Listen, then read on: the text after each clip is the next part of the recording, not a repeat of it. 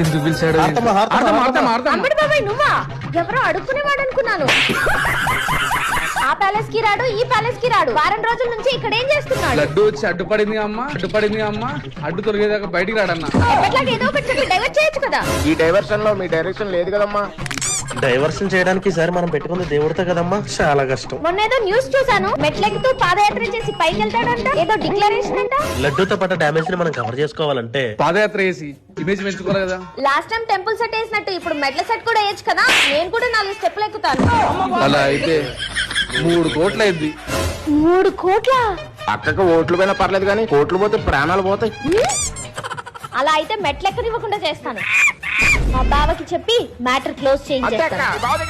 మన ఆచారాలు ఏమవ్వాలి, మన సంప్రదాయాలు ఏమవ్వాలి. అంతే అక్క. అమ్మేమో ఇంటికి రాదు, చెల్లేమో ప్రశాంతంగా ఉండవదు, ఈమెమో ఆయన బయటికి రానియదు. ఇక మన పార్టీ పరిస్థితి